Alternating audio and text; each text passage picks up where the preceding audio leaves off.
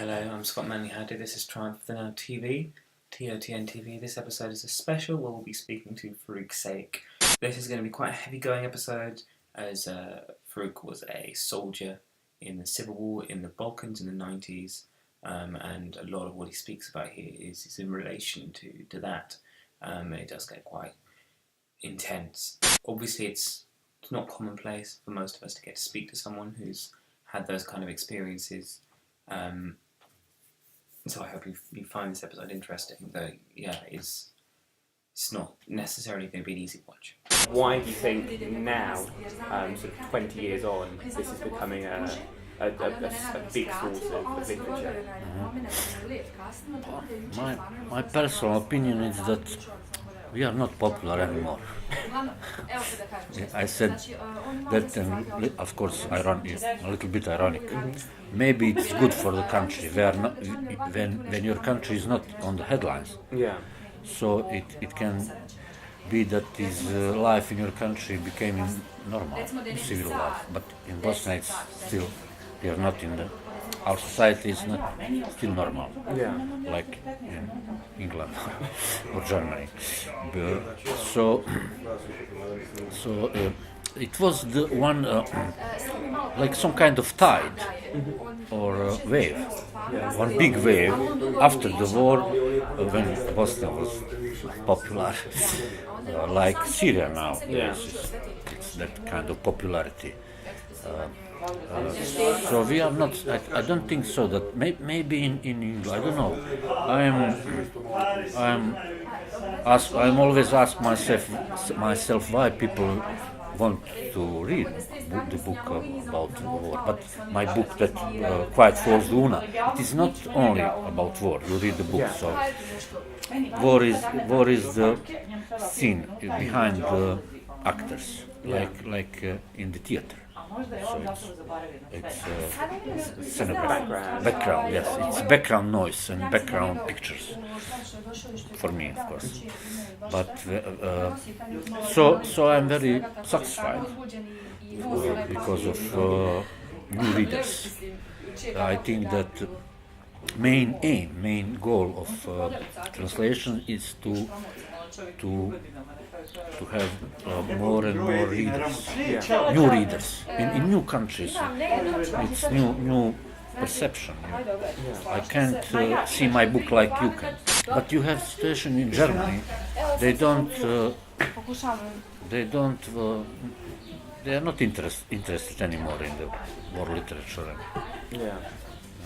It's very hard to publish book in Germany about war, Bosnia war, deaths and like horrible things. They don't want to read it.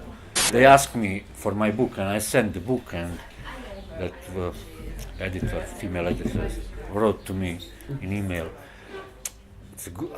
I'm very delightful when I read your book. It's a good book. It's original atmosphere, and everything is fine. But I think that is not.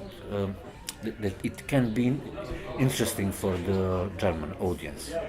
You can't imagine that. You must experience it. Yeah. But unfortunately, it is that kind of experience that ordinary people don't know how to deal with.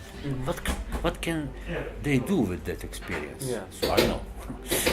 It is my luck that I know what can I do with that. Also, not only me. You have the Bosnian movies, film director and visual artists, and they are also all have a topic like me. So how does talking about other stories help to tell a story? So talking about like you said, Star Trek or The Hobbit, how does that help with telling another story? But it is part of my identity, pop culture, of course. we are raised on pop culture. Even we are not the part of the Western Europe. We are in some kind of limbo, in between. Between Soviet Union and that satellite countries, and between West. So pop culture is, I don't know, it is the, for me, for my generation, it was basic, like basic playground, if I can say.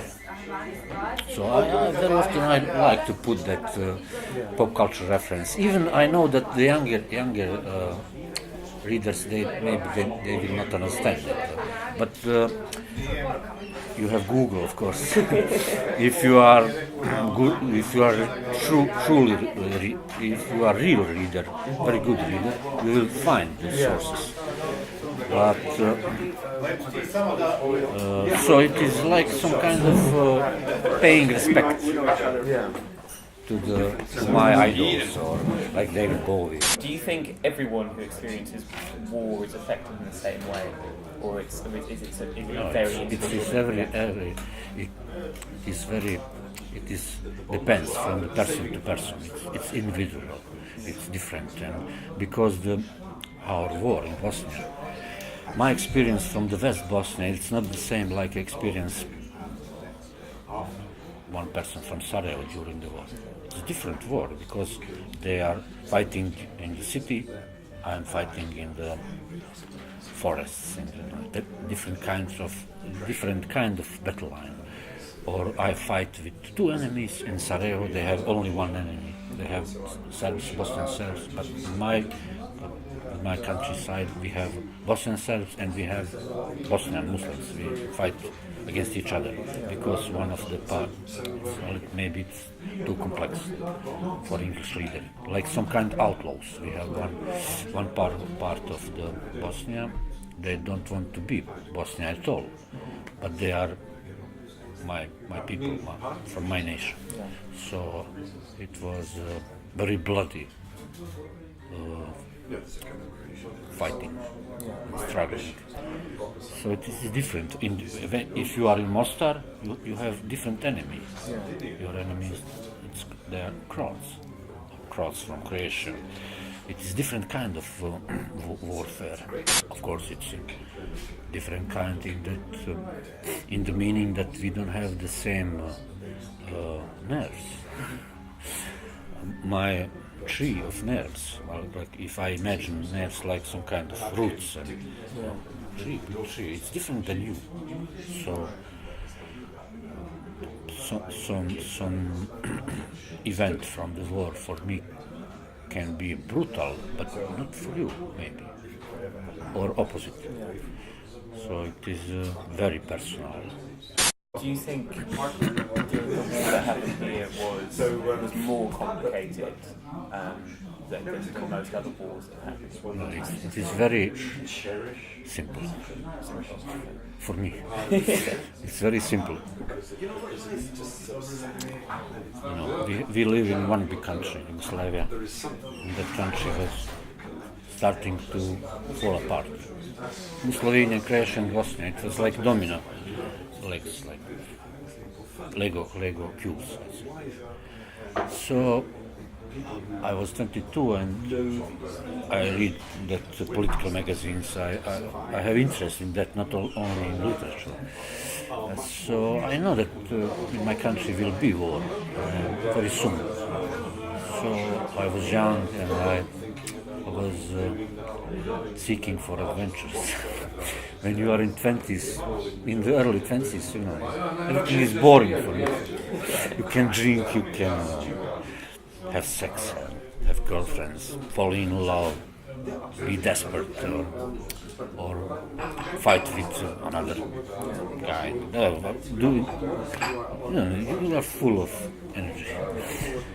So I know that war will start in my country, and I was in a little bit like adventure. Now I'm not. So, of course, Yugoslavia was not monolithic. It was not a country. It's like United Kingdom. When you said Great Britain, it's not one country, you have a lot of countries. I know that my country is now Bosnia and Herzegovina. It was a republic, socialistic republic in part of Yugoslavia. And so I came to my country. Of course, this is my country. I don't have a backup country. So I will fight for my country. I was young, I was full of energy, I was very idealistic. So I have my picture of my country, and that picture including Serbs, Croats, Bosnians, or people who don't want to be part of the nation, transnational, or whatever. So my picture was my kind of Bosnia was that kind of Bosnia, not nationalistic Bosnia. In the very on the basic level, it was war against nationalists and against people who was for the normal country. How to say that? Country for all citizens, not that nation must be on the first place. So it was my intention. We are fighting on that level. Of course, it was war for territory. Serbia want part of Bosnia, Croatia want part of Bosnia. We live, Bosnians, we live only in Bosnia. We don't have. Of course, a lot of Bosnians are Muslims, but we don't have connections with the Arab world. We are Europeans, so we are white people. So we are from here. We are not came from Anatolia, from Turkey. We are not Turkish people. We are South Slavic nation who, in one period of history, convert Islam. Or we are mixed up, of course, like every nation. Many identities. We are in the middle. We are like in. We can compare with Poland, but Poland is bigger country, and they have his suffering was bigger because they are between Russia and Germany. It's not good to be in that kind of big country and very militant nation like Germany was during the 30s, 20th century. So we are in a way we was a little Poland. For me it's very simple. Wasn't being a religious war. It is a lie. It's not a religious war. It was pure war for territory. So we must fight against that because I can escape, I can be a refugee, but I don't want to be. It was my decision. Your decision will be probably different or like mine, but I'm not judging nobody. Who wants to fight, he will fight. Who wants to live, good luck. It was my choice. Every choice can be wrong. Unfortunately, we are not witness of that kind of Bosnia. That was in my dreams, in my ideas. We are living now in a different country, in a deeply divided country, because the war is never over. The war is not over. It's only USA and allies. They only stopped the war. So we are like in some kind of fridge, on deep low temperature. So we are frozen. That conflict, that struggling is frozen. So it's Dayton peace agreement. It's our bill, it's our constitution. You can imagine, you are living in a country and your constitution is a peace agreement. You can't be happy. That country can't be happy. So we have still that kind of movement in the Bosnian Serbs. They want to be part of Serbia. Not all people, ordinary people, but on the political level, they want to say, okay, we represent all Serbs in Bosnia, but it's not true, of course. They represent maybe 20 or 30%. So they said, okay, we hate Bosnia, we don't want to be part of Bosnia, we want to be part of Serbia, but Bosnia was always in that kind of borders, that kind of shape, like triangle. So that part of Bosnia never been Serbia or Croatia, it was always Bosnia. Bosnia was always some kind of cake for the Serbian and Croat nationals. They always want to take a piece of them. I don't know why. But because, when you are nationalist in small nation like Serbs are, they are bigger than Bosnians or Croats, but they are small on the European stage. They are small. They have complex. They want to be bigger and bigger. So they said that we are all Serbs. So we don't know that we are Serbs, but we must back to our roots. So because of that they kill us. They said that we are that we are some kind of Turks. We are like they want to eradicate us. So it was genocide. It was a systematical and very precise plan. It wasn't happening by accident. You was pissed off and go to kill your neighbor. How can you kill your neighbor? How can you rape his wife and kill small children? Of course, I don't want to say that my Bosnian army, that was an army of angels. Of course, the member of our army committed war crimes, but it was not part of some biggest plan. It was sporadically, it was like by accident, like you have in the morning I saw on the Twitter one historical picture. It was when the US soldiers killed the SS members on the outside of the Dachau concentration camp. So our Americans were criminals. What can you expect? To have fair judge to the guy who ran the concentration camp? You can't have fair trial in that period where war is not over. After the war, you can respect the humanitarian laws and everything, Geneva Convention, but during the war it's different. So I don't want to say that my army, Bosnian army, that we are all innocent and we are big smiling soldiers, and from our rifle we shot with the flowers. So, but it's every war crime is war crime, but there is a big difference between big massacre, between genocide, between concentration camp.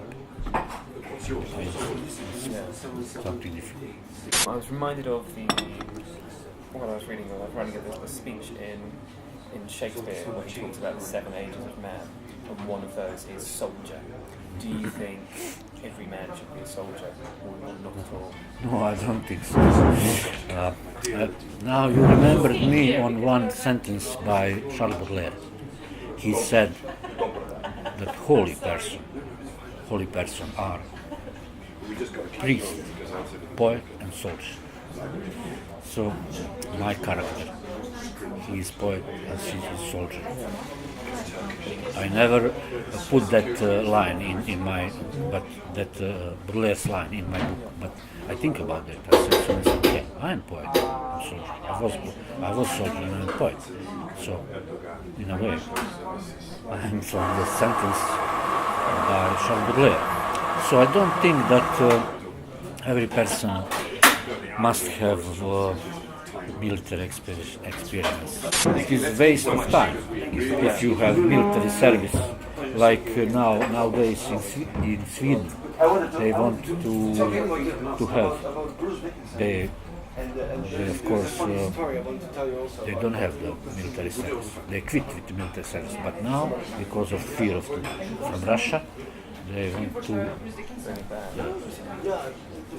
I think that Swedish young people, young male, they won't be happy about it. How can you one day drink coffee with your neighbor and other day you realize that you want to kill him? I think it is in human nature. It's that kind of evil. It's not good, of course. I'm not a supporter of that kind of human heritage, but it is inside of us. We are all, in a way, we can be able to commit bad things.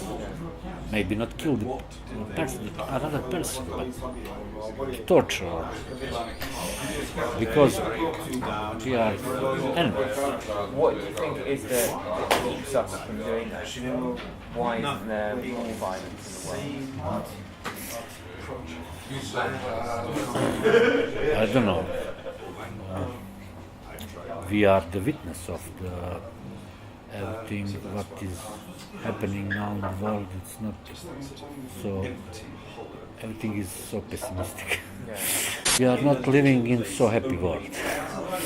We are not shiny happy people like in the song of R.E.M. It is the time of tyrant with the unhappy face. Yeah, like Putin, like Trump. It is good because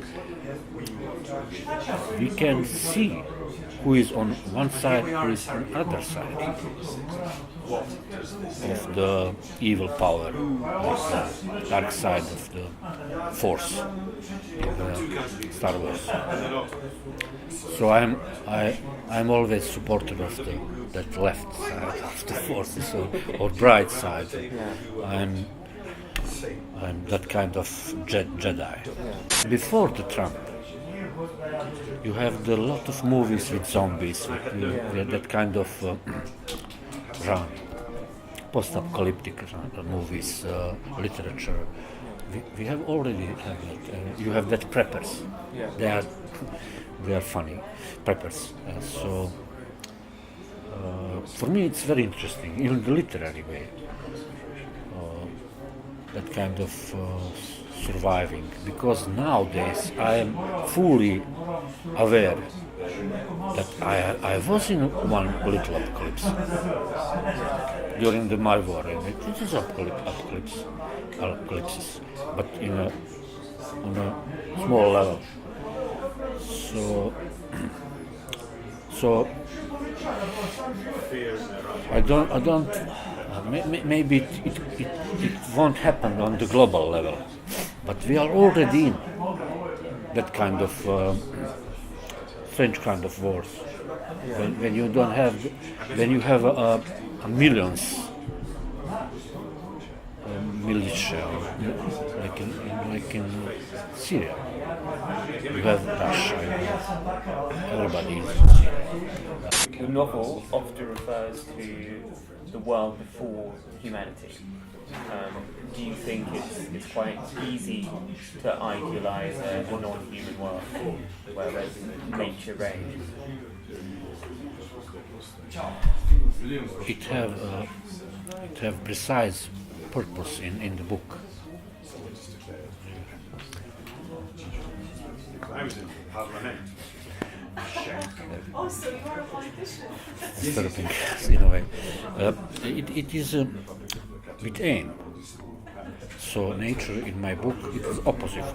It is in the contrapunct. It is opposite to the nature of war, or nature or a real nature of humanity, dark side. So it is the opposite. It is you can't. Yes, we can change the climate, the weather. But you can't. I'm refer on that kind of untouchable things like river is untouchable. Yes, you can touch it. You can kill the river with the mortar shell, with bullets, with knife. You can kill the river. So she is immortal. That river is immortal. The nature is very important part of the book, and it is also because I love nature. I'm part of that. I'm not believer. I don't believe in God. One God, one frightful and horrible and angry God. Like he's always represented that way. He's angry on humanity. Why he's angry on humanity? If he is supernatural, very super intelligent being, how can you be angry on your pawns or something? If you are intelligent, okay, it's not our topic. Nature is. I love nature, so I spend my childhood on the river. I swim in the river. I drink. It is a very clean river. I was fishing, so we have boats, wooden boats, handmade. So we are floating to the river. We are swimming and laying down on the sun. We jump in the river. We swim upstream, downstream. You can dive. It is pure crystal clear water. You can see everything on the bottom. So you have that tufa stones, and you have caves inside. You can dive into the cave. It's very, very rich. We have that kind of many. In the city center, that river became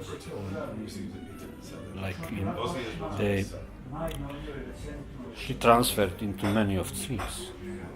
So that stream made a river island. So you have a lot of river islands, big, like from kilometers, or small for two people. So you can have barbecue on the islands. Be totally alone. So it's very, very interesting river.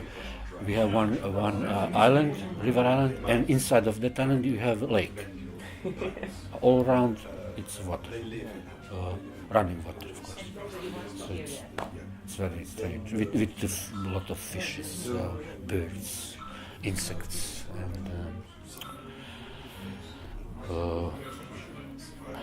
herbs. It must have a very interesting to me that so many of the men survive. bigger purpose than to represent only nature. It is a metaphor. Nature can be furious and can be deadly. Of course, I don't idealize nature. Okay, perfect. Thank you. Thank you.